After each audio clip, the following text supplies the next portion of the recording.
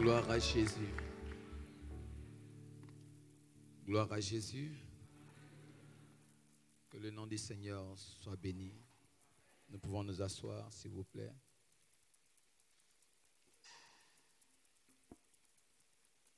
Merci au groupe musical. On acclame le Seigneur pour le groupe musical.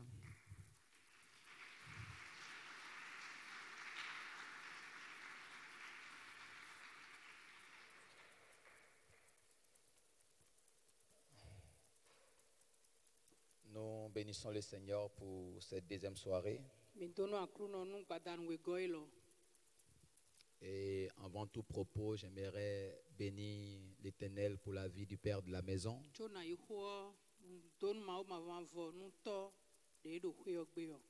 qui est pour moi un aîné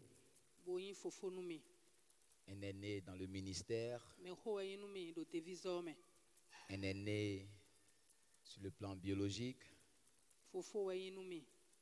Et j'ai béni le Seigneur de l'avoir mis sur mon chemin. Parce que j'apprends beaucoup de sa vie et de son ministère. Et je rends gloire à notre Dieu de vous avoir donné un tel père.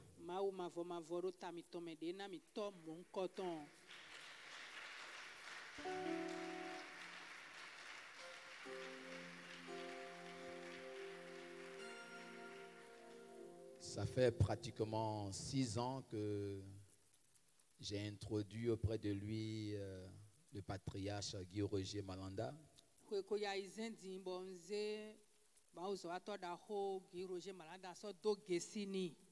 Je me souviens ainsi comme c'était hier. J'étais venu un dimanche matin le déposer. Je l'ai introduit. Et je suis retourné à mon culte. Et depuis ce dimanche-là, jusqu'à aujourd'hui, cette relation est devenue plus qu'une relation naturelle, mais est devenue une relation familiale. Et j'ai béni le Seigneur qui crée des rencontres.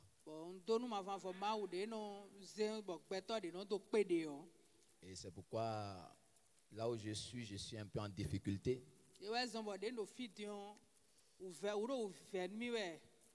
De devoir prêcher devant mon aîné, le patriarche Guy Roger.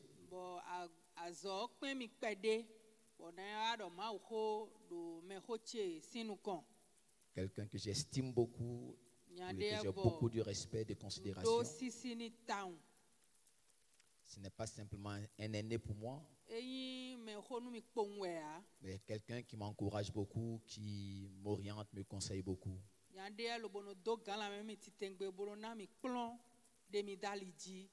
Et je bénis sa vie et la vie de son épouse.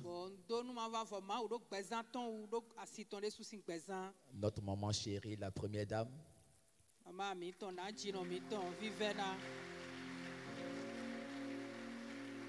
Sois abondamment béni. Merci de m'avoir accepté dans votre famille. Que Dieu vous bénisse abondamment. Comme on l'a dit hier, je ne suis pas seul, je suis là avec mon épouse.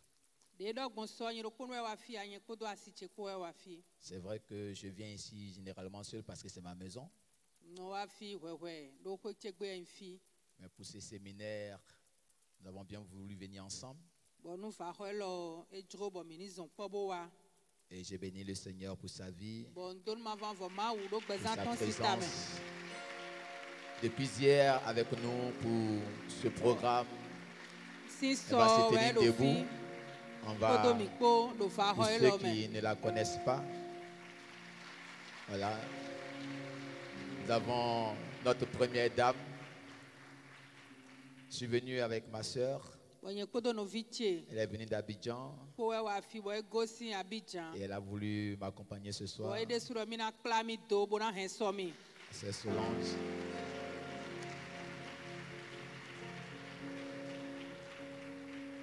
Aujourd'hui, j'ai fait toutes ces présentations parce que je suis en train de me chercher encore.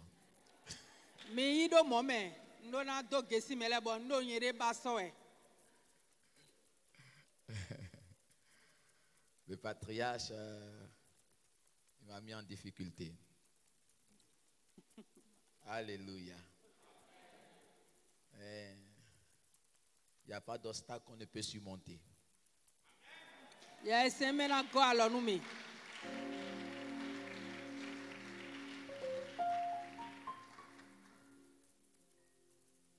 Je n'ai pas de sous-thème à vous donner.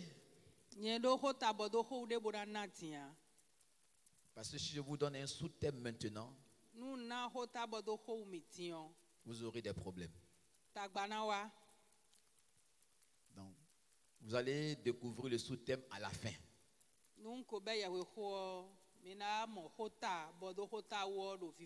Ce qui veut dire que c'est à la fin qu'ensemble on va donner un sous-thème au message.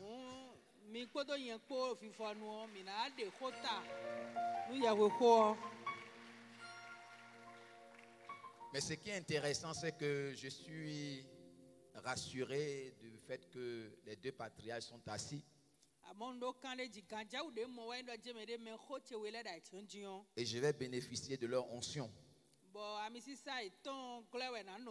de leur grâce pour pouvoir m'en sortir ce soir. Parce que souvenez-vous que Jésus, à un moment donné dans son ministère, avait besoin que Élie soit à sa gauche et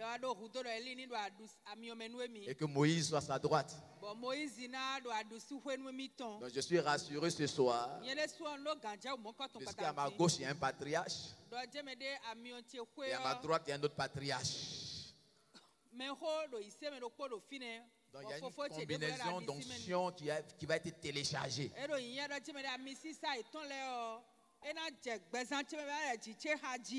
Alléluia. Amen.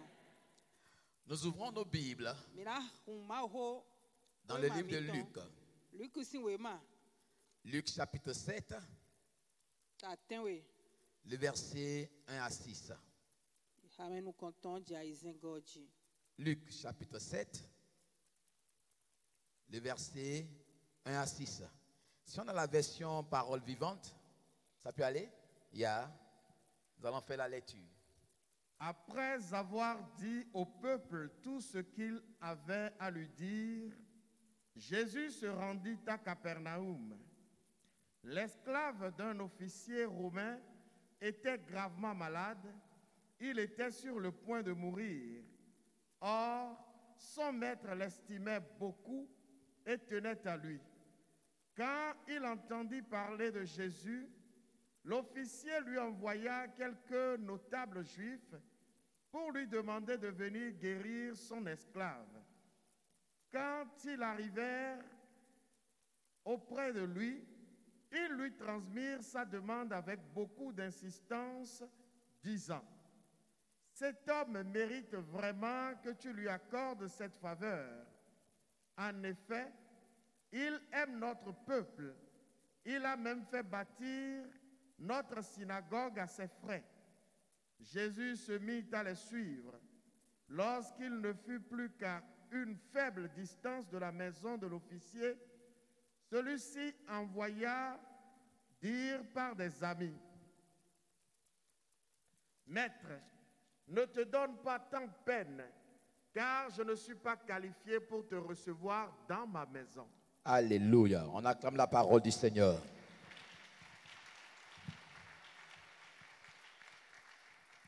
Après avoir dit au peuple ce qu'il voulait leur dire,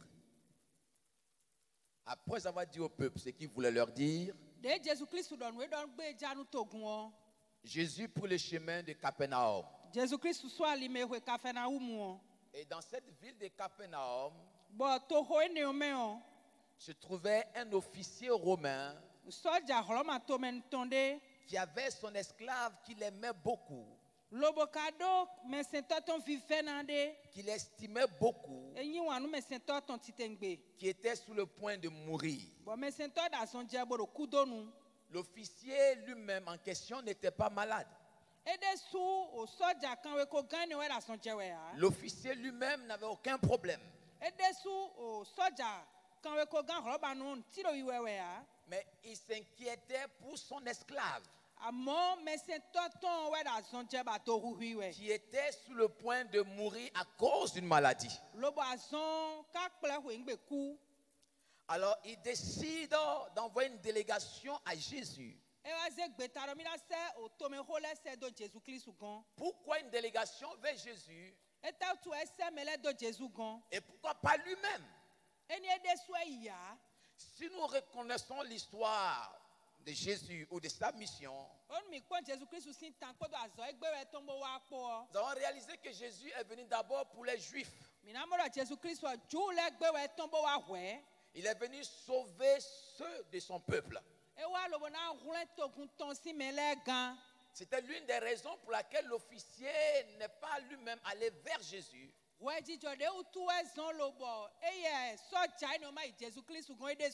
Et l'autre raison était que les Juifs considéraient les Romains comme des occupants.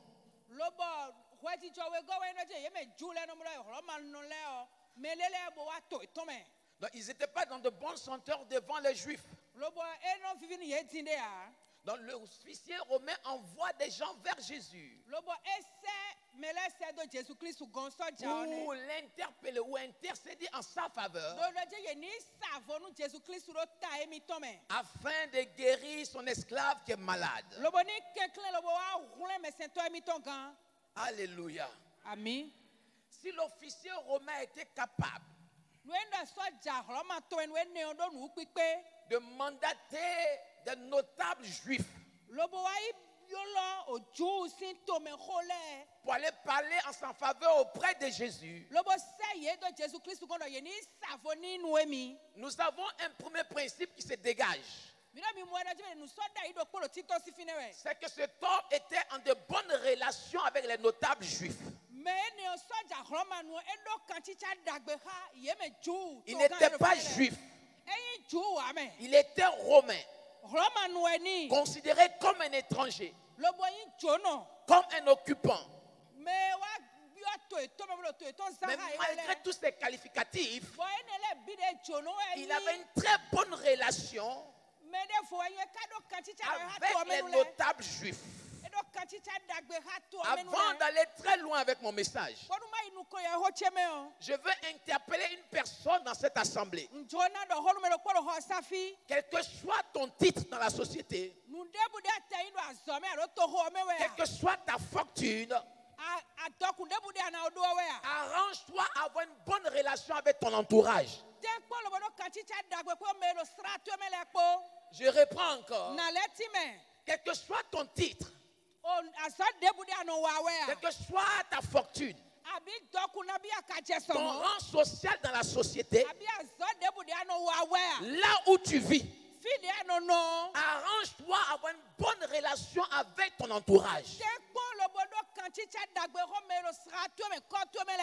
Car tu ne maîtrises pas le lendemain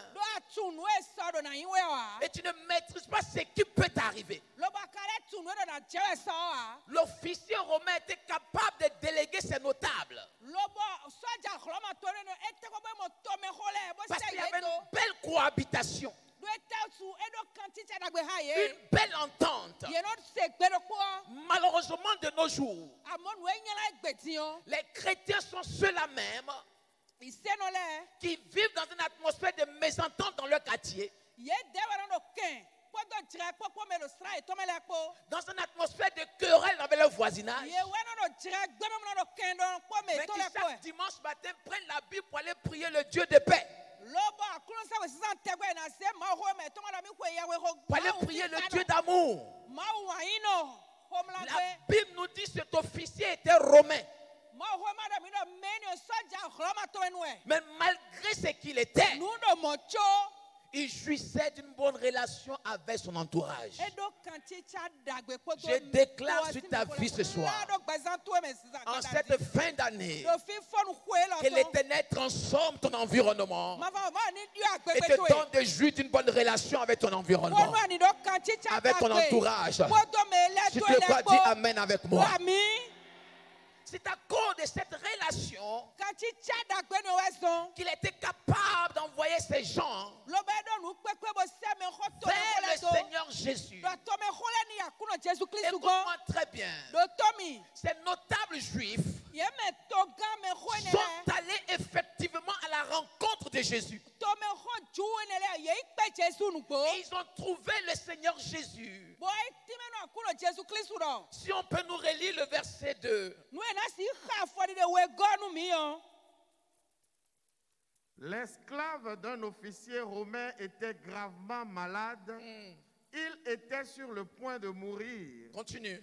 Or, son maître l'estimait beaucoup et tenait à lui.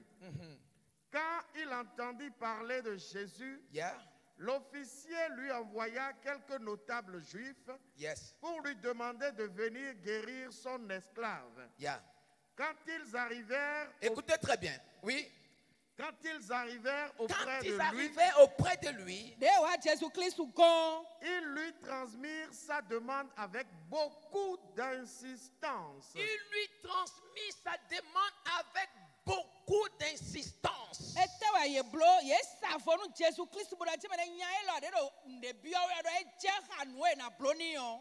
demande venait du centenier romain. La demande venait de l'officier. Et ces notables juifs devant Jésus vont insister. Beaucoup insister. Je ne sais pas quel type de paroles ils ont employé, mais il y avait beaucoup d'insistance que ces notables se sont mis à dire: cet homme mérite vraiment que tu lui accordes cette faveur.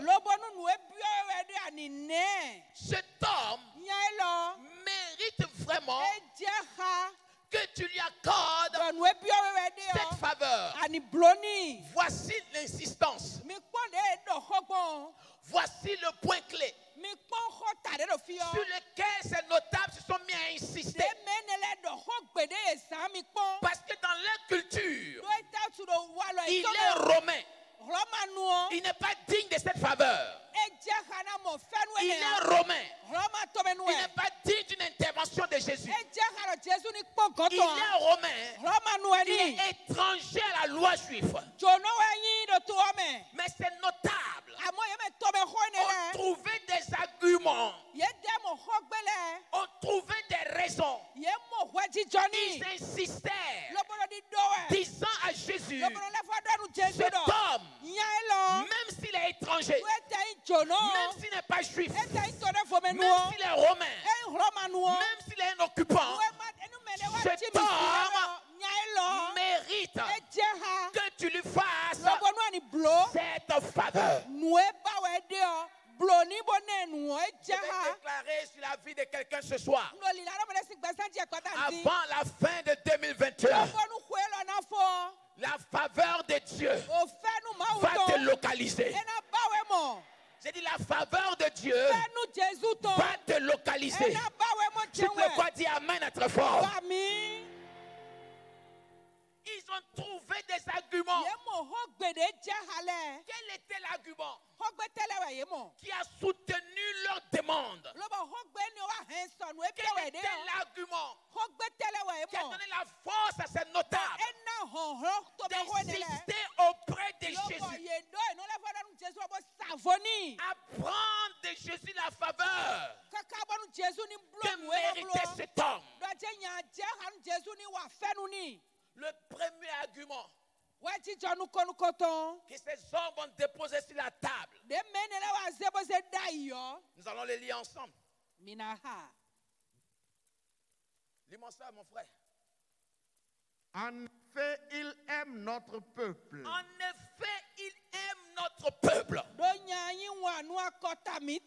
Dis avec moi, il aime notre peuple. Dis-le plus fort. Encore plus fort. Voici la première raison qu'ils ont déposée sur la table,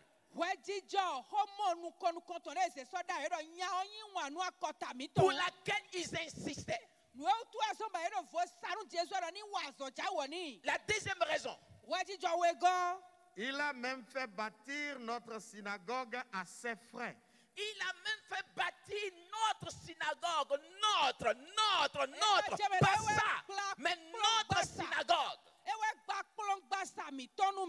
À ses propres frais.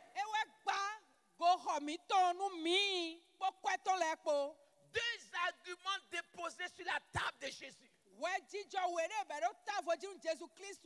Et c'est notable, dis à Jésus. Ne regarde pas ce qu'il est. Ne regarde pas ce qu'il fait. Mais regarde ce qu'on dépose. Regarde l'argument. Regarde la raison. Il aime notre peuple. Qu'est-ce que aimer son peuple? Qu'est-ce que aimer son peuple? Jean 15, verset 13. Jean 15, verset 13.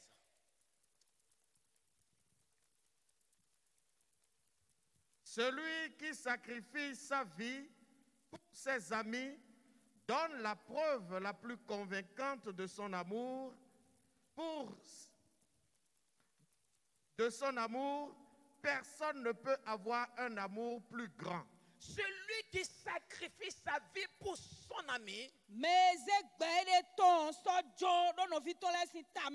démontre une preuve convaincante de son amour. Celui qui sacrifie. Le sacrifice est un effort qui dépasse la norme naturelle. Le sacrifice est un effort qui vous pousse à faire ce qui est inhabituel. Il dit celui qui sacrifie sa vie pour son ami. Ce sacrifice-là est une preuve convaincante de son amour. Il aime notre peuple. Au-delà des critiques qu'il pouvait recevoir, au-delà des menaces qu'il pouvait recevoir, l'officier romain a affiché aux yeux de tous qu'il aime le peuple juif. À cette époque-là, ce n'était pas une chose aisée, mais il a osé le faire. C'est une preuve convaincante qu'il aime ce peuple-là. Vous ne pouvez pas dire aimer et ne pas être prêt à faire le sacrifice. L'amour est une démonstration. Et parce qu'il aimait ce peuple, il a démontré cela. Aimer le peuple juif n'était pas aisé à cette époque. Le sacrifice est la preuve. Le sacrifice est la preuve. Il peut me convaincre que tu aimes ton église. Le sacrifice est la preuve qui peut me convaincre que tu aimes le projet de ton église. Le sacrifice est la preuve qui peut me convaincre que tu aimes l'évolution de ton église. Est-ce que je parle à quelqu'un? Alléluia. Il a démontré cela. 1 Jean chapitre 3 verset 16. Nous avons appris à connaître ce qu'est le véritable amour par celui qui a offert sa vie pour nous. Yes. C'est pourquoi nous devons nous aussi engager notre vie pour le bien de nos frères. Si un homme riche voit son frère dans le besoin et lui ferme son cœur, comment peut-on dire que l'amour de Dieu est présent en lui? Mes enfants, ne nous payons pas de mots il ne faut pas que notre amour consiste en quelques belles paroles. S'il est véritable, il se traduit par des actes. Cela nous permet de reconnaître que nous sommes dans la voie de la vérité et nous pourrons nous sentir rassurés en présence de Dieu, même si notre cœur nous fait des reproches. Alléluia. Est-ce que nous pouvons acclamer la parole du Seigneur? Il dit, nous connaissons. C'est quel le véritable amour? Quel est le véritable amour? Le véritable amour, c'est l'amour qui fait des dons sacrificiels. Il dit, nous connaissons cela. Évidemment, vous connaissez cela. Parce que vous connaissez le don de Dieu. Parce qu'il nous a aimés. Il a donné. Il a fait le sacrifice. Et l'apôtre Jean dit, nous connaissons déjà ça. Si un chrétien l'ignore, c'est parce qu'il ne veut pas connaître. Sinon, c'est écrit. Et nous connaissons ce qu'est le véritable amour. Le véritable amour, c'est cet amour qui est démonstratif. Cet amour qui s'offre. Cet amour qui donne. Et il dit, nous connaissons cela. Il n'y a pas d'argument à faire. Il n'y a pas de philosophie à faire. Soit nous l'acceptons comme vérité, soit nous la rejetons. Parce que le véritable amour, Dieu nous l'a démontré cela. Fermer son cœur, c'est rester insensible aux besoins de son frère. Fermer son cœur, c'est rester insensible aux besoins de l'église. Fermer son cœur, c'est rester insensible au projet de l'église. Et lorsque nous restons insensibles, la question que je m'en vais vous poser, est-ce que vous aimez votre église? Est-ce que l'amour est en vous? Parce que l'amour, nous la connaissons. Et la Bible nous enseigne cela. L'amour ne consiste pas en de belles paroles. L'amour ne consiste pas à la prière. Je vous ai dit tout à l'heure, à la fin, nous donnerons le sous-thème. Mais l'amour ne consiste pas à la prière. L'amour ne consiste pas au parler en langue. L'amour ne consiste pas aux prophéties. Parce qu'un jour viendra, la prière disparaîtra, les langues disparaîtront, les prophéties disparaîtront, mais il y a quelque chose qui restera. Et la chose qui restera, c'est celle dont je parle. Il nous a fait connaître son amour en nous donnant son fils. Alors si tu aimes, tu dois être capable au sacrifice. Alléluia. L'amour. L'apôtre Jean nous dit, ce n'est pas des paroles. Ce n'est pas de belles paroles. Il n'existe pas de véritable amour qui se résume en des déclarations mielleuses ou en des déclarations angéliques. Je te vois sur un nuage au 3e ciel au milieu des anges.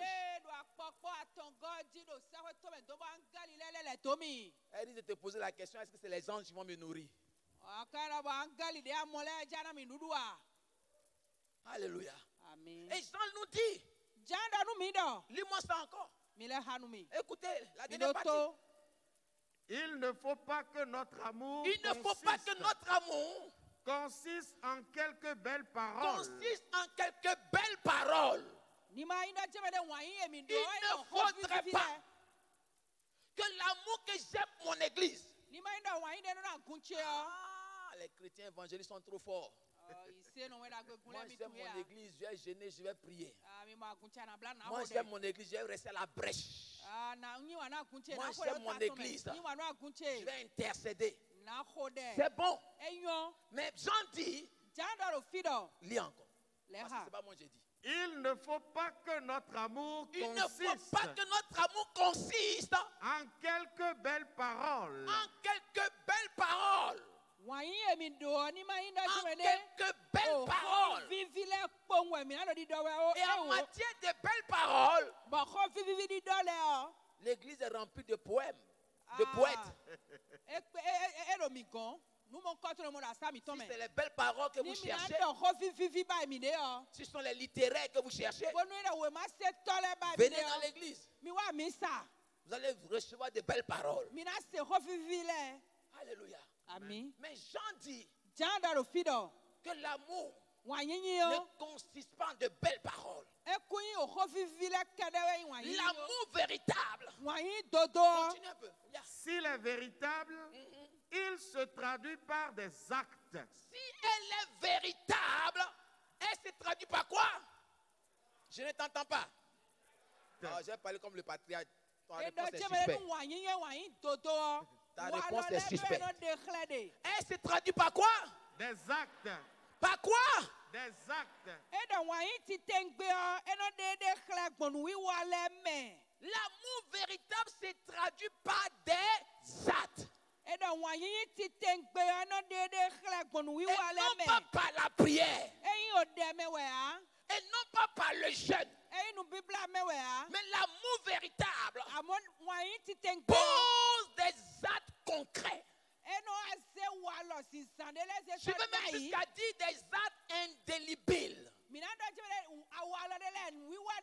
qu'on ne peut pas effacer, qu'on ne peut jamais oublier, dont on se souviendra. Nos enfants, nos petits-enfants, nos arrière-petits-enfants diront dans l'histoire, il fut un jour, mon père, pour l'amour de l'église, a posé un acte qui parle encore de lui. Et je déclare sur ta vie ce soir que cela soit ton héritage dans le nom de Jésus.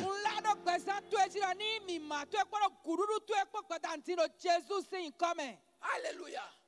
L'amour véritable se traduit par des actes. Le sentinelle romain, la Bible qui aimait notre peuple, notamment dit qu'il aime notre peuple. Et son amour n'était pas simplement de belles paroles. Parce qu'il aimait le peuple. Parce qu'il aimait le peuple. Pas son peuple. Le peuple juif. Parce qu'il aimait le peuple, il a bâti quelque chose. La Bible nous dit qu'il a même fait bâtir notre synagogue à ses frais.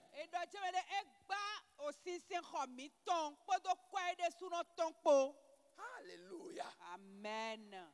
Il a bâti notre, pas sa synagogue. L'amour n'est pas égoïste. L'amour ne cherche pas son propre intérêt. L'amour cherche à valoriser les autres. L'amour cherche à élever les autres. L'amour cherche à faire du bien aux autres. Et ce centenier romain, il aimait tellement le peuple juif. Aimer le peuple juif, c'est aimer son Dieu, c'est aimer son Créateur. Donc il ne voulait pas publiquement s'afficher, mais dans son cœur, il aimait le Dieu du peuple juif. Et pour manifester cet amour-là, il a bâti une synagogue à ses propres frais. En d'autres termes, il a matérialisé son amour. Son amour n'est pas resté invisible. Son amour n'est pas resté poétique. Son amour n'est pas resté cantique des cantiques. Mais son amour a été matérialisé. Il a bâti une synagogue. Notre synagogue. À ses propres frais. Alléluia. Il a bâti parce qu'il était plein d'amour. Parce que l'amour était en lui. Il a fait. Au bâti, c'est élevé. Bâti, c'est édifié. Bâti, c'est façonné. Bâti, c'est fondé. Bâti, c'est construit. Donc cet homme a décidé de construire. Il a décidé d'édifier des gens. Il a décidé d'élever des gens. Il a décidé de façonner des gens. Parce qu'il était plein d'amour. Donc l'amour peut te pousser à décider de toi seul d'élever quelqu'un, de sauver quelqu'un, de bâtir l'avenir de quelqu'un, de façonner la destinée de quelqu'un. Toi seul, tu peux te lever sans attendre la contribution de quelqu'un, sans attendre le soutien de quelqu'un, sans attendre l'inspiration de quelqu'un. Parce que tu aimes, tu décides de le faire seul. Parce que tu aimes, tu décides de créer une histoire qui gardera ton nom de génération en génération.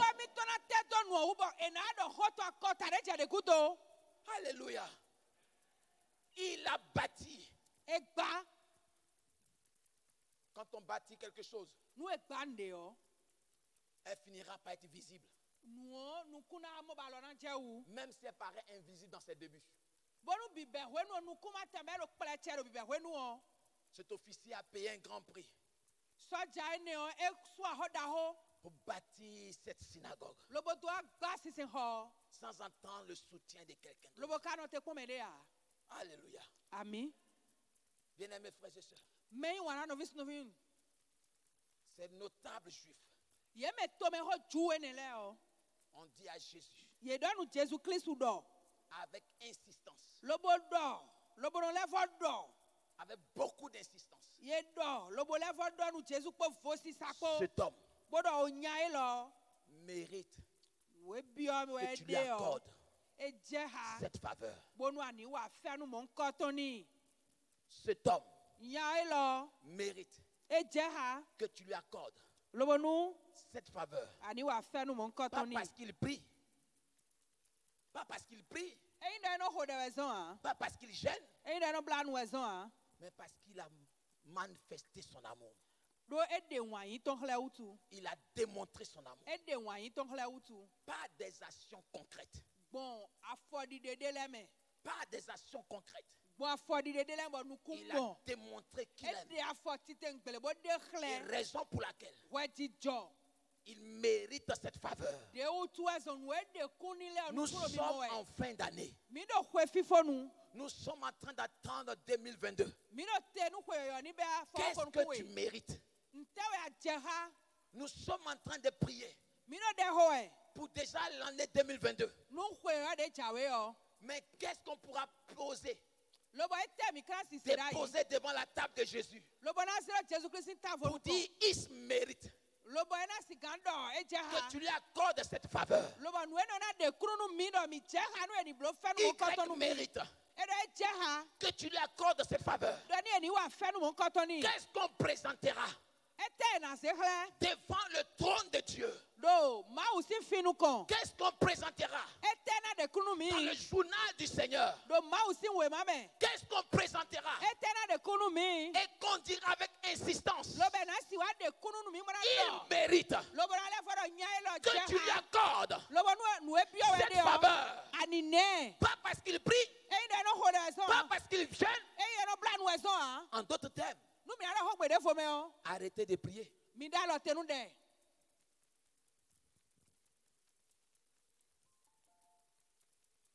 Arrêtez de prier.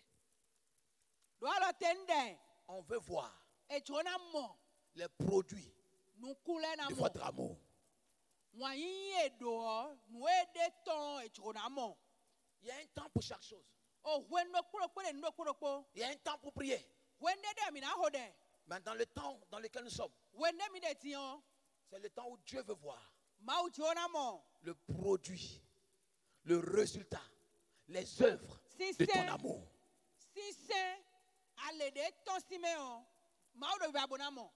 Le centenier ne pouvait pas s'approcher de Jésus. Mais quelque chose l'a connecté à Jésus. Il n'était pas juste. Il était un pécheur. Mais quelque chose l'a connecté à Jésus. Et c'est cette chose-là que les notables ont présenté. Ils ont dit, il mérite.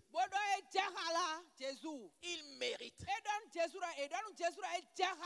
Lis-moi le verset 7, s'il te plaît. Rapidement, le verset 7.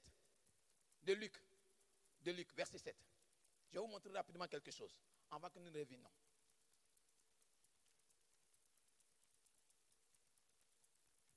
Le début du verset 7. D'ailleurs, c'est pour cela que je n'ai pas osé venir personnellement te trouver. Non, remonte un peu, verset 6. Maître, ne te donne pas tant de peine, car je ne suis pas qualifié pour te recevoir dans ma maison. Non, non, remonte encore. Jésus se mit à les suivre. Merci. Lorsqu'il ne fut plus qu'à une faible distance de la maison de l'officier, celui-ci envoya dire par des amis. Maître. Alléluia. Regardez le début. Merci beaucoup, mon frère. Regardez le début du verset. Jésus s'est mis à les suivre. Les notables ont fini d'argumenter. Ils ont déposé sur la table non pas sa vie de prière, non pas son jeûne, mais le fruit de son amour. Ils ont dit, parce qu'il nous aime, voici ce qu'il a produit. Il mérite que tu lui accordes cette faveur. Ils ont insisté. Jésus n'a pas piqué un mot. La Bible déclare que Jésus s'est mis à les suivre. Cela veut dire quoi? Ce que vous avez dit là, ce que vous avez déposé là, je suis d'accord. Même s'il est romain, même s'il ne prie pas, mais à cause de ça, je vous suis.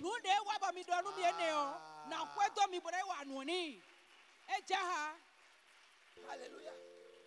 Jésus n'a pas posé de questions pour savoir de quelle nationalité il est. Jésus n'a pas posé de questions. Quelles sont les sentences qu'il a données dans cette ville? Jésus n'a pas posé de questions. Combien de personnes il a mis en prison? Mais lorsque les notables ont fini de parler, Jésus dit pour ça seulement. Pour ça seulement. Pour l'amour qu'il a pour mon peuple. Pour la synagogue qu'il a bâtie à ses frères. Ça suffit largement que je rentre dans sa maison. Même si on doit dire de moi Jésus, je suis rentré chez un païen, je dirais oui. Je suis rentré chez un païen, mais voici la raison. Il aime mon peuple. Il a bâti la synagogue.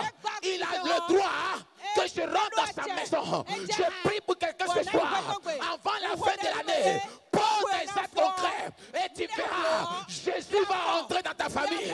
Jésus va entrer dans ton travail. Il va entrer dans tes affaires. Il ne va pas attendre d'autres personnes. Jésus Christ. Jésus Christ nawe. Choba ko na fo. They are for the hakpon. Jésus na tire no pesa to eme. Alléluia. Et Jésus l'a suivi. Et Jésus Christ kwedo ye. Hébreux chapitre 6. verset 10 à 11. Hébreux 6, verset 10 à 11. Car Dieu est juste. Dieu est juste. Il ne peut pas oublier vos efforts. Il ne peut jamais oublier vos efforts.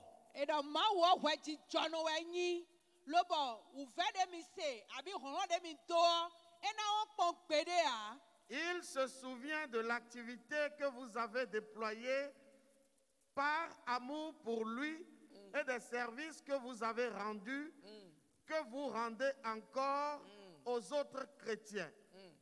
Mais nous désirons que chacun de vous fasse preuve du même zèle pour affermir ses convictions jusqu'au moment où vous verrez la réalisation de votre espérance. Alléluia. Acclame la parole du Seigneur.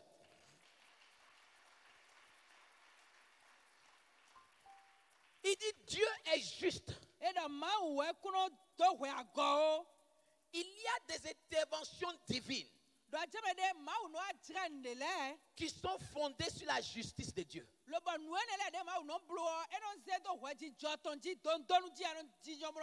Le centenier romain a bénéficié de cette justice.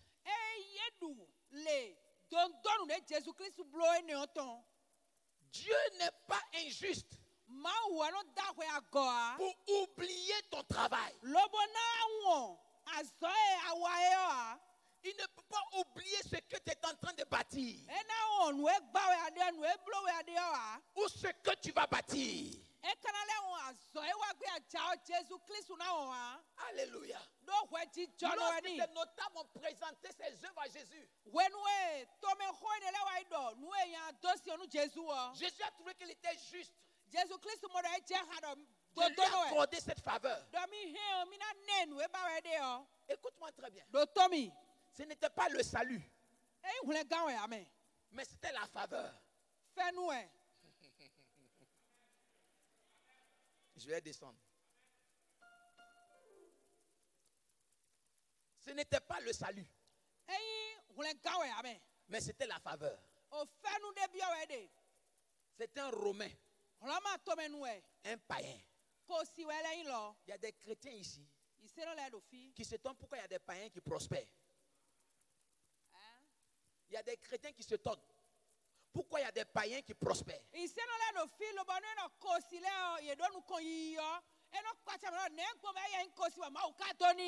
n'est pas une question d'aller au ciel. C'est une question de prospérité sur la terre. Il y a des lois justes. Si tu fais ce qui est juste, tu vas recevoir la faveur qui découle de cela. Il n'y a pas d'étiquette dessus pour dire c'est le droit du chrétien et ce n'est pas le droit du chrétien, ou c'est le droit du païen et ce n'est pas le droit du païen. Il n'y a pas d'étiquette dessus. Il n'y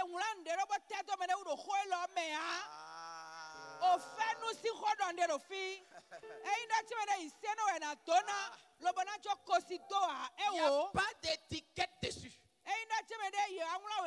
L'officier romain, il n'a pas eu une révélation de l'ange qui est apparu dans sa chambre pour lui dire mon fils, aime le peuple juif, va bâtir leur synagogue. Non. Naturellement, il a aimé le peuple. Et il s'est dit, qu'est-ce que je dois faire? Parce que j'aime ce peuple. Et il a bâti leur synagogue. Écoute-moi très bien. Quand nous lisons la Bible, nous avons l'impression que c'est une suite logique. Non, ce n'est pas une suite logique. Il y a longtemps qu'il a bâti la synagogue. Il n'a jamais demandé quelque chose aux Juifs. Il n'a jamais pensé même à eux pour les appeler. Et des années plus tard, son serviteur est malade. Et il se souvient que Jésus est dans la ville. Oh, Jésus est pour les Juifs.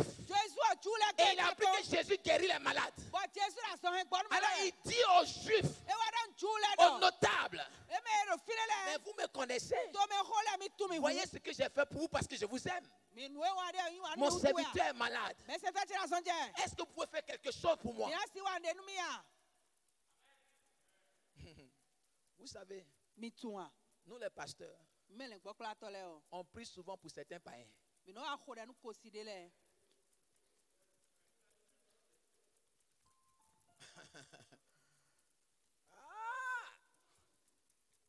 Donc tu as dit, donc pasteur, vous ne priez pas pour nous. Ça dépend. Ça dépend. Si l'officier romain vient bâtir ma synagogue, tu ne veux pas que je prie pour lui? Ah. Tu ne veux pas que je prie pour lui? Parce que toi, tu es en train de me dire que toi, tu pries déjà. Tu es en train de me dire que toi, tu pries déjà. Tu es en train de me dire que toi, tu pries déjà. Donc ta prière va bâtir la synagogue. Oh, le païen, il sait que la prière ne va pas bâtir la synagogue. Ce qui va bâtir la synagogue, ce sont les ressources.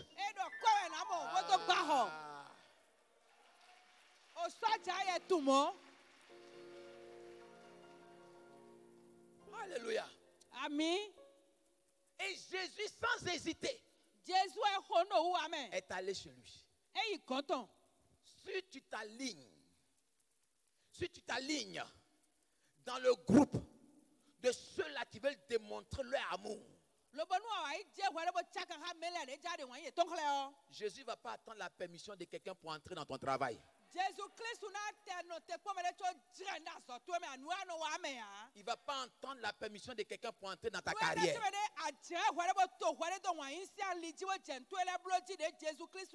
pas attendre la permission de quelqu'un pour entrer dans ta maison.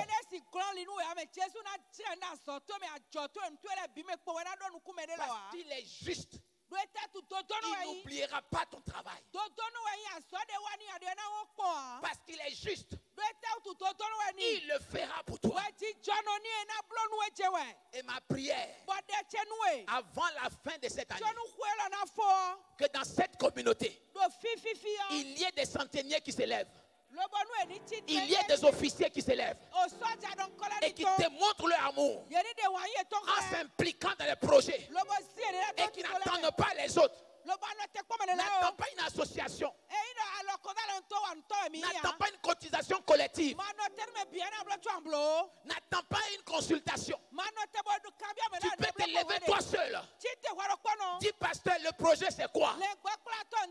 Arrête de déranger les gens. Moi là, je suis un officier romain. Je vais prendre ça en charge. Bien aimés frères et sœurs, avant que l'année 2022 ne s'achève, Dieu va te surprendre de manière agréable. Dieu va te rencontrer de manière agréable. Il changera l'histoire de ta destinée. Il produira la guérison dans ta maison. Alléluia. Amen. Il est juste. Il n'oubliera pas ton travail. C'est pourquoi l'apôtre Paul dit que chacun fasse preuve du même zèle. Le bon zèle. Et non le mauvais zèle. Le zèle qui détruit. C'est pas de ça l'apôtre Paul parle. Mais le zèle qui construit. Le zèle qui démontre l'amour. En édifiant des choses. En façonnant des choses. En bâtissant des choses. Alléluia. Amen. Jésus s'est mis à les suivre. Jésus s'est mis à les suivre immédiatement. Parce que cet homme méritait. Qu'est-ce qu'il méritait? Qu'est-ce qui faisait qu'il méritait? Parce qu'il aimait le peuple. Il a démontré son amour pour le peuple. Il a bâti leur synagogue. Comment veux-tu démontrer ton amour en cette fin d'année? Comment? C'est la manière. Pas ta manière. Mais c'est la manière qu'on cherche. Comment veux-tu démontrer ton amour en cette fin d'année? On a tout le temps pour prier. Mais à l'heure où nous sommes arrivés, c'est plus une question de prière. Donc mon sous-thème, c'est arrêter de prier.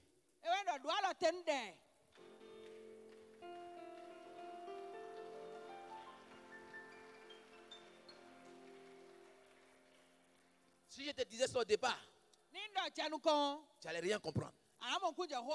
Maintenant, quand je le dis, tu le comprends très bien. Et tu sais de quoi je parle. Au temps où nous sommes, en ces 2 dernières semaines, comment veux-tu démontrer ton amour? Comment veux-tu démontrer que tu aimes la vision du père de la maison? Comment tu veux démontrer que tu aimes ta communauté? Comment tu veux démontrer que tu aimes l'église? L'Esprit de Dieu est en toi. Il vit avec toi. Comment veux-tu le faire? Comment veux-tu te préparer à le faire? Pour qu'un jour on dise, Seigneur, il mérite que tu lui accordes cette faveur. Parce qu'en 2021, dans le mois de novembre, il a posé un acte. Il a posé un acte qui nous a dépassés. Elle a posé un acte qui nous a dépassés. Elle mérite que tu lui accordes cette faveur. Parce que l'amour, ce n'est pas de simples paroles. Jean 3, verset 16. Et nous allons clôturer dans la prière. Oui, Dieu a tant aimé les hommes qu'il a donné son Fils, son unique, pour qu'aucun de ceux qui se confient en lui ne soit perdu, mais que chacun accède à la vie éternelle. Acclame la parole du Seigneur. Oui, Dieu a tant aimé les hommes. Il ne s'est pas arrêté au stade de la parole amour. Mais il a donné. Il a démontré. Il a manifesté. Ce que Dieu attend de toi en ces 2 dernières semaines du mois de novembre, c'est la démonstration du degré d'amour que tu as pour ton église, pour la vision. Sur ce, je vais t'inviter à la prière. Tu vas te tenir debout et nous allons ensemble prier. Nous allons ensemble prier.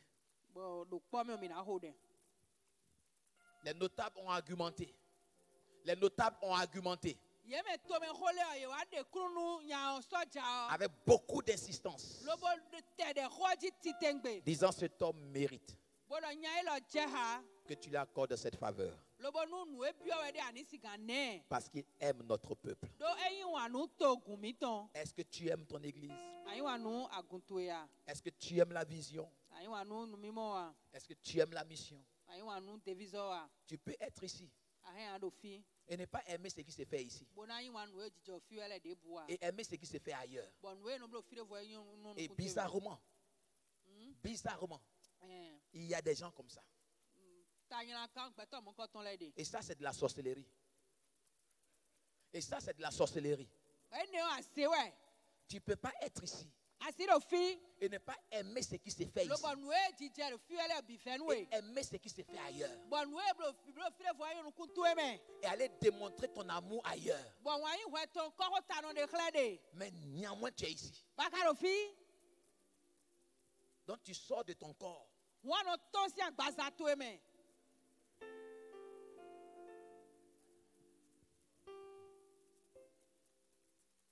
Ce que Dieu attend de toi, c'est la démonstration de ton amour. L'officier romain l'a fait seul.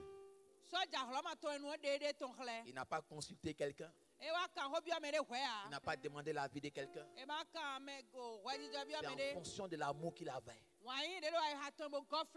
qu'il a posé l'acte. Est-ce que tu aimes la vision dans laquelle tu es?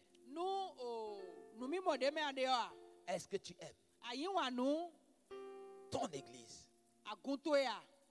Je prie, bien-aimé, que vous ne tombiez pas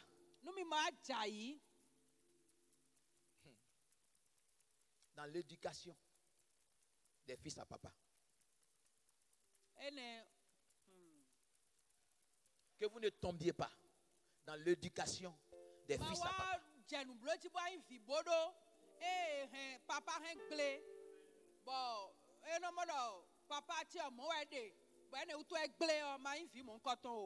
Les fils à papa pensent que papa est là pour tout faire. Donc pour eux, ils n'ont rien à faire.